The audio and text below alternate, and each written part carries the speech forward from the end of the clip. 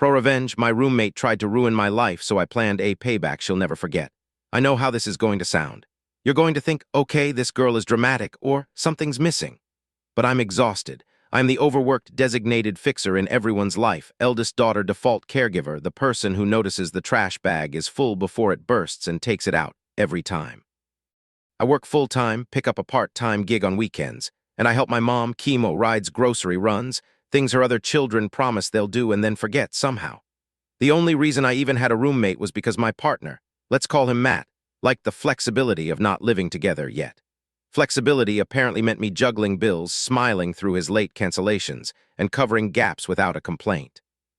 Rent jumped, I found a roommate, and I told myself it would be fine. Enter Sasha. Names changed because I'd rather not have to explain to HR why my personal life has an audit trail on Reddit.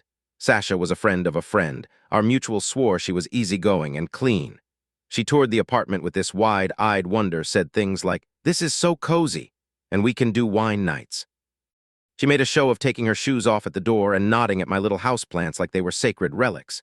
She had the right job, remote social media manager, the right budget, and a vague backstory about needing a place while she figured things out. I said yes. Week 1, she borrowed my olive oil. I shrugged. Week 2, my mug, the one I got from my mom after her second biopsy, the one that says, "Nevertheless, she persisted," disappeared. I found it under her bed, filled with the remains of a protein shake. "Oh my gosh, I am so sorry," she said, a hand fluttered to the chest like a fainting Victorian. She giggled. "I'm such a Leo." Week 3, I came home after a 10-hour shift and found 3 of her friends in our living room filming a TikTok with my throw blanket as a prop and my candle burning. "Babe," she said over the thump-thump of whatever trending audio was playing. "We are doing a collab. It's exposure for all of us." Exposure for what? My candle. I tried to set a boundary calmly because I live in the real world and I know people make mistakes. We sat at the kitchen table. I had a short list on my phone, easy breezy bullet points so I wouldn't ramble. 1. Please ask before borrowing personal items. 2. No filming strangers me without consent. 3. Overnight guests, heads up appreciated. And lastly, shared spaces cleaned after use. Sasha nodded, thumbed her phone like she was taking notes, and said, "Totally, I'm like super respectful." The late rent started on month 2. "Can I be like a teeny bit late?" She texted, a glittery heart emoji punctuating the ask like sugar on a rotten tooth. My client's payment hit weird. That teeny bit turned into 8 days and a sob story about a broken laptop, which I later discovered in perfect working order on her Instagram story. I covered it because the landlord doesn't accept vibes as currency.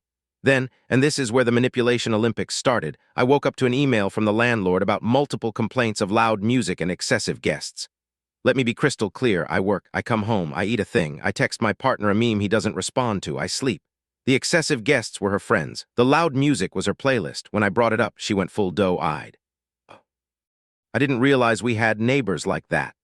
Like what exactly? People who don't want their walls shaking at 12:43 a.m. I started documenting, not because I'm petty, although sure petty can be delicious, but because I know how these things go. I learned that lesson the hard way from family. If you can't show it, it didn't happen. Dates, times, photos of sinkfuls of dishes with timestamps, texts saved. Receipts for the rent I covered with highlighted dates. I got a small notebook.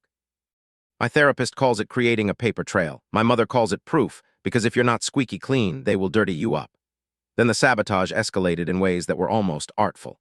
She started texting my friends under the guise of checking in when I was late to group dinners because I was literally wheeling my mother from radiation to radiology. She said things like, "Is she okay?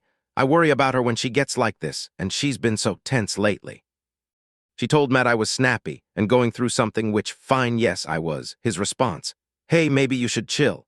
He parroted her language back to me, and I swear I could hear her little voice behind his text bubble telling him how to soothe me. Then someone called my HR, anonymous. "Just wanted to make sure you're aware your employee frequently violates confidentiality from her home office." I didn't violate anything. I work at my desk. I have a privacy screen. I lock my files like a squirrel hoarding acorns. But HR is HR, and they have a protocol. They talked to me. They asked for a description of my home setup. They required a walkthrough via Zoom where I had to point my camera at my workspace to prove it met policy. It was humiliating in that quiet, drippy way where you smile and pretend it's fine while something acidic chews your insides. Sasha watched me scramble, and she watched me reassure my manager, and then she stood in the kitchen and said, "Wow, corporate is like intense." She was stirring my almond butter with a knife, the audacity. "It must be super stressful to have them not trust you." I stared at the trail of oily smears she left on the counter. "It is," I said, and I did not cry, not even a little. especially when I haven't done anything wrong. That point, if I'd had a partner with a functional spine, he would have been here seeing the things I saw, her leaving the oven on the shattered plate tossed behind my recycling bin like a forensic clue. The plants moved for better lighting so she could film, and he would have said, no, absolutely not. Instead, I had Matt, whose contribution was try not to let her get to you. Then came the mail. A neighbor put an envelope in our door crack while I was at work. Found this opened in the trash. It was a late notice for a medical bill. It had my name on it.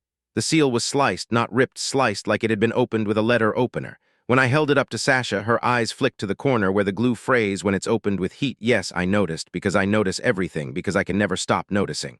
That's wild, she said. People are such creeps. I filed it all. I called the post office and logged an official complaint.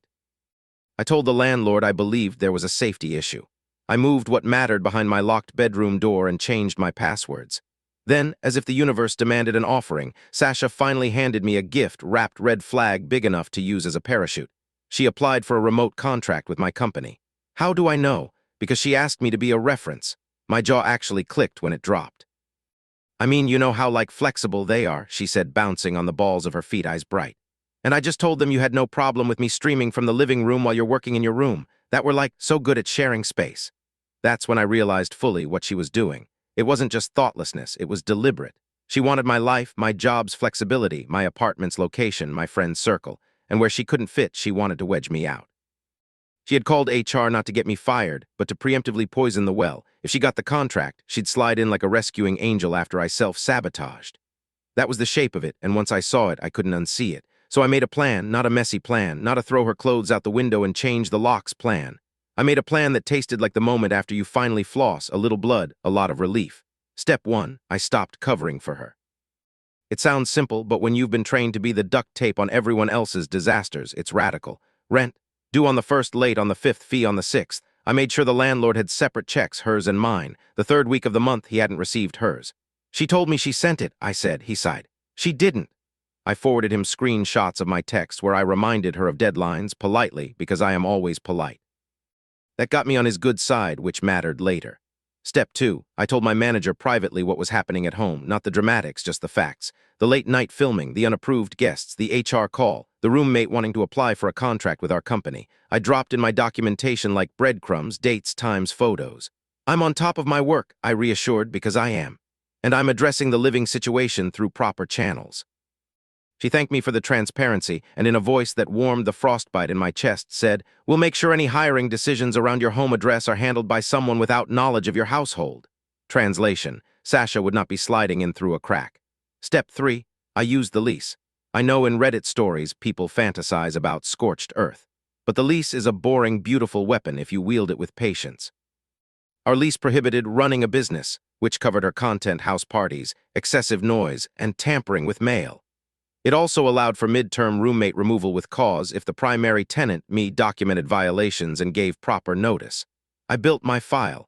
I emailed management weekly, not whining, just annotating. On 4/19 at 12:43 a.m., Sasha hosted 5 guests. I have Ring camera footage of front door entries, building installed, not me, which I can share if needed. On 4/22, loud music heard by 2 neighbors, see attached neighbor emails. On 4/25, 3rd late rent this quarter, see ledger. Meanwhile, Sasha kept tightening the noose she thought she was looping around me. She posted a story from our living room of her office, with the caption, "Work-life balance is a myth lol," tagging my company. She threw a brand collab brunch with no notice, 6 girls' mimosas, avocado skins smeared into the trash like modern art. She left an empty La Croix can on the bookshelf next to my framed picture of my mom with her chemo scarf tied like a crown. I did not scream. I did not cry. I did, however, have 3 conversations. With my neighbor, Mary, who had already complained. I thanked her for her patience, apologized for the disturbances, and asked her if she'd be willing to write down any further incidents for the landlord. With my mutual friend, the one who introduced us, where I said calmly, "Sasha is not working out. Going forward, please don't use me as a landing pad for your chaotic friends." With Matt, I said, "I need you to believe me." He said, "I do." He did not show up, but the words mattered in a small, sad way. Then the chess move, an inspection. Building management does yearly checks, but they can do immediate ones if there are repeated violations. I requested one. They scheduled for a Friday at 10 a.m. Sasha's golden hour for filming, she whined. "I have deliverables." I smiled, not sorry. "Then move them." On that Friday, the manager and an assistant walked in with clipboards and measured nothing. because this wasn't about dimensions, it was about seeing. They saw my clean kitchen. They saw her ring light permanently set up in the living room. They saw 4 pairs of shoes under the couch, none mine. They saw the burn mark on the counter from her curling iron. They saw the pile of mail on the console with my name, some opened. When they asked mildly, "Do you often host guests?" she laughed. "We're like community-oriented." When they asked about the mail, she said, "Our mailboxes get stuck, I help her." I did not say a word. I just opened my folder and slid across my written complaint to the post office, their response, and the fact I'd installed a temporary mail hold to my own name. They left silent in that heavy way bureaucrats are silent when their job is to write something down and make you wait. I expected her to explode. Instead, she imploded. She turned into sweet syrup, texted me, "Hey, can we hit reset?" and bought a bag of ethical coffee beans she thought I liked. She posted a note on the fridge with a cleaning schedule. She put a succulent on the windowsill and said, "It's our plant, like we were a couple and not a hostage situation." She also, oh bless her, sent a pitch to my company using a Gmail account with her full name with screenshots that included our living room, my throw pillows, and a half-visible letter addressed to me on the coffee table. HR forwarded it to my manager. My manager forwarded it to me with the note, "Just so you're aware." I added it to my pile. Then the letter came. Management found cause. They issued a notice to cure or quit, basically, fix your behavior or leave. It was addressed to both of us, but the bullet points were poetry. Cease use of premises for business-related filming without prior written approval. Abide by quiet hours. Failure to do so will result in penalties outlined in Lease Section 7. No tampering with mail. Any report or documentation of such behavior will be grounds for immediate termination of rental agreement. Guests must be limited as stipulated in Lease Section 9. Continued violations will be considered cause. Cure date was 2 weeks from delivery. 2 weeks of silence. 2 weeks where her friends didn't come over and the ring light vanished and the sink sparkled and she cleaned up grease splatters like her life depended on it. And then, true to form, the last weekend before the deadline, she cracked. She threw a tiny dinner that included laughter so sharp it cut through my noise-canceling headphones. At 1:15 a.m., something shattered. At 1:18, my neighbor texted me, "I'm calling management." I slept like a baby. Then came the last piece of the payback, a piece I didn't even realize I wanted until it slid into place: money. You know how people say, "It's not about the money." It wasn't until it was. Sasha had cost me time, peace, and late fees. So I filed in small claims for the back rent I covered. I had receipts, the late fees, I had dates, and the cost of replacing my ruined mug and the scorched counter, I had photos, estimates. I filed properly in daylight with my documents and my stapler and my aching, righteous little heart. Her response was wild. She filed a counterclaim for emotional distress, said I had created a hostile environment, and included screenshots of texts she sent herself from a number with no contact name saying things like, "You're not welcome here." The judge, bless him, asked her if she had any proof those texts were sent by me. She did not. He asked why the timestamps overlapped with times I was clocked in on my workplace Zoom account. She blushed and said, "I don't know about that." He asked why she'd been on my couch during business hours for our company while claiming she had her own clients. She said, "We collaborate." When he asked who we was, she floundered. I won. Judgment in my favor for the exact amount I'd asked for plus filing fees. The garnishment came later, slowly like honey dripping back into my jar, one wage at a time. The day she moved out, she did it like a ghost in reverse, loud, obvious, messy. She slammed cabinets. She left the fridge open. She dragged a suitcase down the stairs and scuffed the walls. She stood in the doorway, ring light under her arm like a beacon for bad decisions, and said, "You know you didn't have to make it this hard." I looked at her and I saw the entire year in a flat plane. My mother's sleeping breaths after chemo, the humiliation of panning my camera around my tiny apartment for HR, the late-night scrubbing of pans I didn't dirty, the text from the man who was supposed to lift me up telling me to chill, the neighbor's side, the envelope with my name on it sliced open, my plants moved so her face could have better mid-morning light. My rage was tidy. It fit in my pocket like a smooth stone. I didn't have to hurl it to hit her. I just said, "You tried to ruin my life to make space for yours. I just cleaned up." She scoffed. She left. The payback she'll never forget isn't the judgment. She'll forget it when it's paid. It's not even the eviction notice with her name on it tucked into her file in the landlord's office. It's what happened after. I wrote her a reference letter, the truth kind, the kind people don't know how to read until they learn. Sasha is creative and enjoys community, I wrote. In shared environments, she requires clear guidelines to maintain professional boundaries.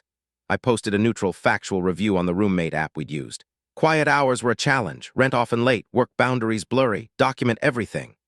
Every time she applies for a new lease and a landlord searches her name and sees those words, she will remember me, not with rage, but with the dull annoyance of consequences. The way a burn stings when you wash your hands in hot water months later. And before you ask, yes, Matt and I are no longer together. He said, "You seem angrier lately." I said, "I got tired of biting my tongue while other people chew on my life." He blinked. He told me I should work on my reactions. I told him to go work on actually showing up. Loved ones warned me I'd regret it. Who wants to be alone in this economy? Me. I want to be alone rather than sharing my shower with someone else's extensions while they text my boss about my alleged policy violations. There are people who will read this and think I went too far.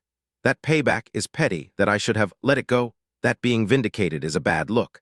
I'm here to tell you, if you're the one always giving the benefit of the doubt while your sanity is starved, vindication is a meal. I collected mine with receipts, with polite emails, with the calm of someone who has been told she's overreacting since she could form a boundary. The apartment feels different now. I can hear my own music. My mugs are all accounted for. The ring light echoes are gone. My mom's scarf is still next to my photo, and sometimes I look at it and think of how she smiled when she handed me that mug and said, "It'll be okay." It wasn't okay for a while, then I made it okay. To anyone in the thick of it, document. Don't yell right, don't threaten file, use the boring tools. Respect your own labor so much that you refuse to let it be the quiet wallpaper for other people's chaos. And when the moment comes, when you finally pull the thread that's been holding your situation together for everyone but you, don't apologize when it unravels. Let it. Because here's the thing no one tells you. People like Sasha count on you being too tired to follow through. They build their lives on your exhaustion, your politeness, your fear of being called difficult. They count on you to care more about harmony than they do about honesty. They count on silence. Break it. I did. And somewhere out there, a girl who once thought she could eat off my plate and gaslight me about being hungry now budgets around a garnishment and Googles quiet hours before she throws a party. She won't forget me not because I screamed, but because I signed my name on the dotted line where it mattered and the world for once backed me up. Oh, and the olive oil. I bought the expensive bottle finally. It tastes like victory, peppery, a little bitter, very, very real.